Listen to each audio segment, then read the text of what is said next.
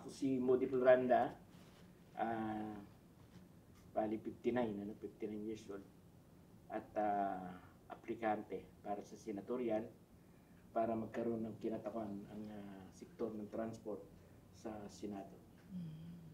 Okay, so kilala po kayo sir no, na talagang ang advocacy niyo po ay transportasyon. Matagal niyo na po itong nilalaban. Pero ano po yung magiging ambag po ninyo sa Senado? Kasi alam naman po natin, hindi naman po sapat na advokasya lang ang may ambag po natin doon. Ano? Dahil meron pong pagkakataon talaga na kailangan niyo po gumawa ng batas at iba pa. So ano po ba yung kwalifikasyon ninyo? Sa atin, yung mahabang karanasan natin sa transport, almost 25 years tayo na nasa sektor ng transport. Siyempre, ang pinakaano natin, bakit nga ba gusto nating maging bahagi ng Senado para makapagsulong ng mga lehitimong mga batas para sa interes at kapakanan ng mga driver at mga operator at siyempre ng ating mga mamamayan.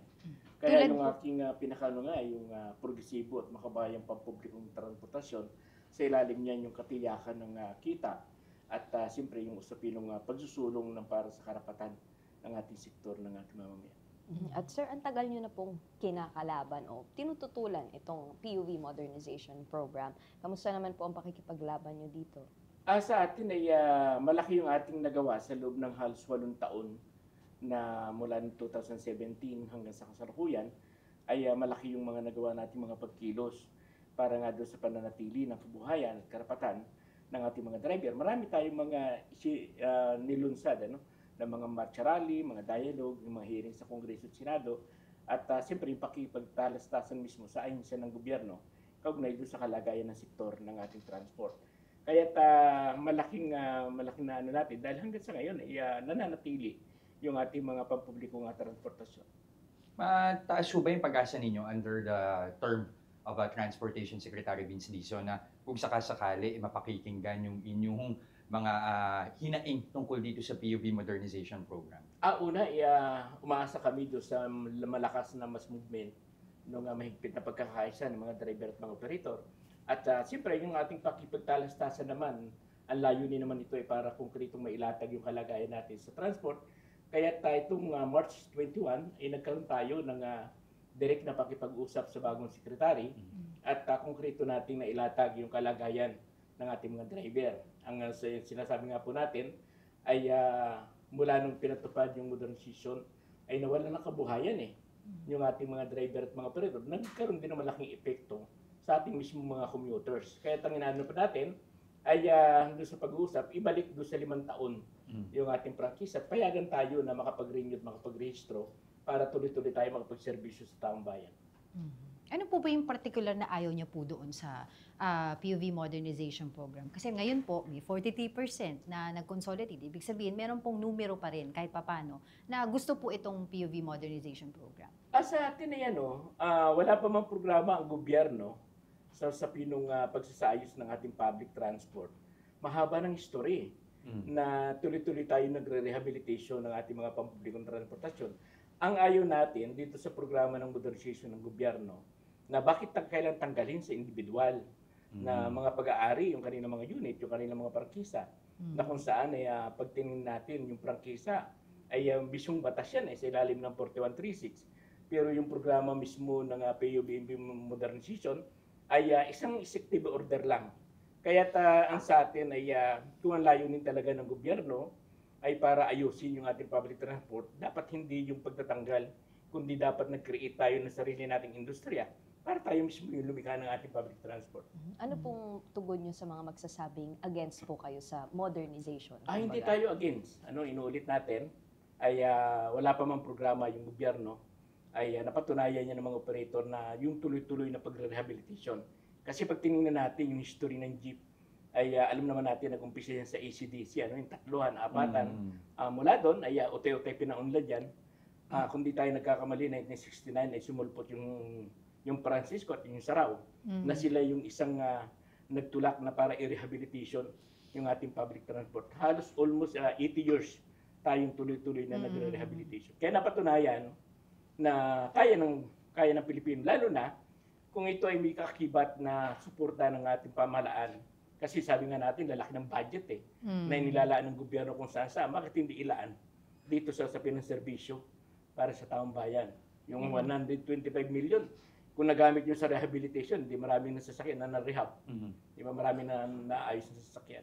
Kanina ho nabanggit ninyo na isa sa mga inaangkla ninyo yung patuloy na pag-aaklas at pagkilos ninyo sa transport sector. Pero matanong ko lang, effective pa ba yung mga ginagawa ninyong transport strike? Saka parang kung titingnan mo ninyo, kasi kamo, di parang kahit kayo mismo, watak-watak kayo eh. May tinatawag ng Enormous 5 in support May ano of lang the yan, modernization may program. kanya-kanyang pananaw, pero sa esensa pare-pareho naman na layunin naman yung pananatili ng kabuhayan ng ating mga driver at mga operator.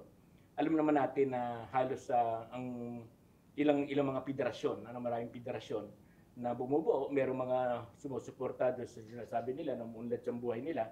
Pero ang tanong, umunlad ba yung nasa baba nila? Yun naman yung katanungan dyan. O baka umunlad naman yung mga chairman lang ng partiba at ng corporation. Pero yung mga nasa baba, patuloy na bumubulusok yung kanilang kabuhayan.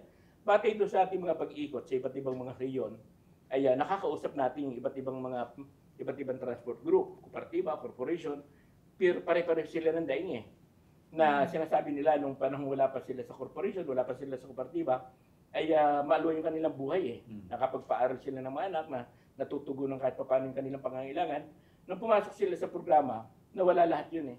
Hindi sila makapagpaaral ng mga anak at marami ng mga operator na nawalan ng tahanan dahil halos hindi makapagbayad sila ng kanilang inupaang bahay. Kaya hindi natin makita yung sinasabing gumanda ang buhay ng mga nag-corporation, nag-kopertiba. Ang sabi nga natin, hinahamon nga natin DOTR, bumaba kayo sa field. Tingnan niyo yung konkretong kalagayan ng sektor. Ang hamon namin sa gobyerno, wag lang sumakay. Direct na makipamuhay sa sektor ng transport. Subukan nilang tumira sa komunidad. Subukan nilang sumakay sa jeep ng maghapon na hindi sila bumababa. Subukan nila yung buhay ng driver mula alas 4 ng umaga hanggang madaling araw. Para at least maramdaman nila.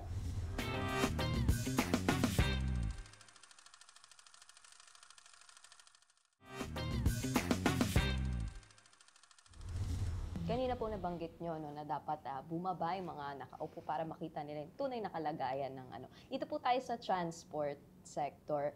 Ano pong opinion nyo sa mga pampublikong at mga nagsiserve po sa publiko na sumasakay sa mga public transportation or nagko-commute para lang maranasan yung plight talaga ng commuters natin? Ang hamon namin sa gobyerno, wag lang sumakay.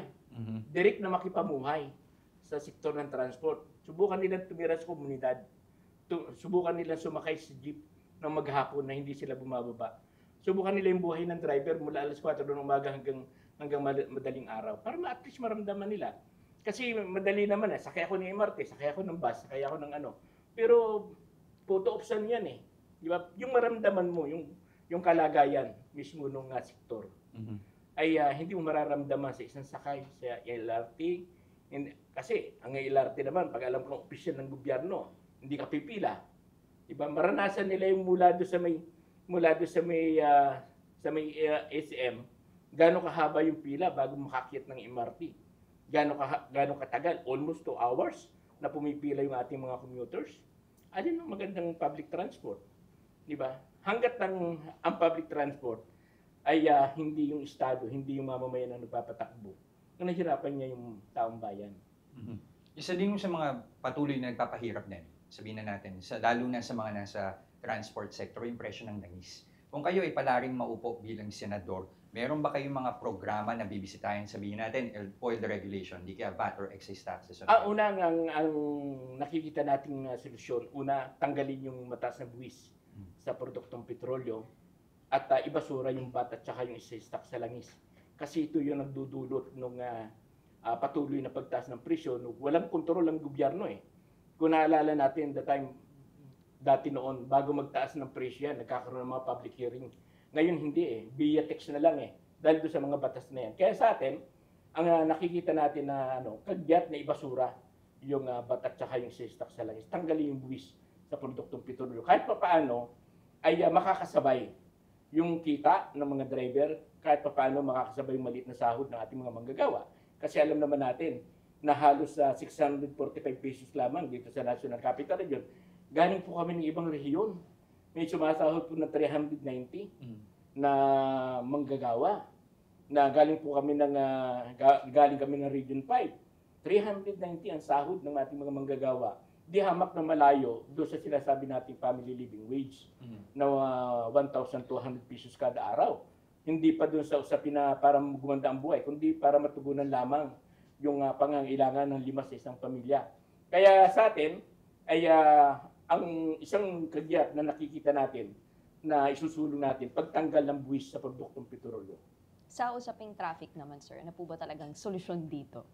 Sa atin ay dapat pag-aralan ng gobyerno kasi 14 million ang ating public transport, almost ang private almost sa 14 million na sasakyan sa Pilipinas, na kung saan ay dapat magkaroon ng regulasyon yung ating gobyerno. At siyempre, kahit na magpalapad ng karsada, kung tuloy-tuloy naman tayo nag-i-import ng bumibili ng mga sasakyan, ay hindi maibsan yung traffic. Kaya dapat magkaroon ng konkretong programa ang gobyerno kung paano talaga ibsan. Ang sinasabi po namin, mas dapat ang paramihin ng gobyerno yung ating public transport. Kasi kapag mahusay po yung serbisyo, mas mahusay yung public transport, yung mga mayayaman hindi na magdadala halos ng sasakyan yan eh. Dahil mahirap sumakay, yung sinasabi nga natin, sa MRT pa lang, na tumaas yung pamasahe. No? Naobliga talaga na magdala sila ng sasakyan. Dahil doon, pipila ka ba ng 2 oras sa pila para makasakay ka lang? Pagpasok mo sa umaga, pag uwi mo sa hapon, pipila ka uli ng 2 oras. Kaya naobliga talaga yung na magdala sila ng mga sasakyan. Pero kung mas mahusay yung ating public transport, may pagduwag sa lansangan. Ang ano lang po dyan, dapat magkaroon talaga ng konkretong programa ang gobyerno sa usapin ng public transport. So bakit po kayo nararapat iboto Una, ng Pilipino? bakit tayo nararapat iboto? Una, mayroon tayong malino na agenda. May malino tayong layunin kung bakit tayo tumatakbo. Kung sa usapin po ng batas, ang konkretong paggagawa ng batas, dapat nakalapat sa konkretong kalagayan ng ating mamamayan. Ang Makabayang Koalisyon po ay 11 kami na kumakatawan sa Makabayang Koalisyon, at itong 11 ito ay magtutulungan para lumikha ng mga batas. Kung sa usapin po ng transport, usapin ng land reform, usapin ng sahod, magtutulungan po yung lahat ng kinatawan ng ating Makabayang Koalisyon. At siyempre, yung direct na pakikipag-ugnayan mo sa mamamayan. Kasi mahirap pong gumawa ng batas kapag hindi mo nararamdaman yung konkretong kalagayan ng taong bayan. Halimbawa, sa sektor po ng transport, marami tayong congressman, marami tayong senador na nag-ano sila makatransport, makaano. Pero ang esensya ron, naramdaman nila yung tunay na kalagayan ng transport. Kasi madali pong sabihin gagawa ko ng batas para sa transport, pero anong direksyon ng batas? Kasi hindi mo ramdam. Kaya sabi nga natin, ang habon nga natin, sa lahat ng kumakandidato, senador, congressman, party list, makipamuhay sa batayang sektor ng ating lipunan para maramdaman nila yung po yung nagiging tungtungan ko na madaling gumawa ng batas, lalo na kung katuwang mo yung mamamayan na lumilikan ng batas para sa kanila. Okay. Maraming salamat. Maraming Best of salamat luck. po. Salamat po. Thank you, Ma'am Mali. Salamat ulit. Thank you po. Salamat po. Paano naman, komportable kasi nabago lang yung isa, yung dalawa naman nakaharap natin na nakaraan. Kaya medyo komportable na at siyempre yung usapin naman ng issue ay malumanay naman tinatanong.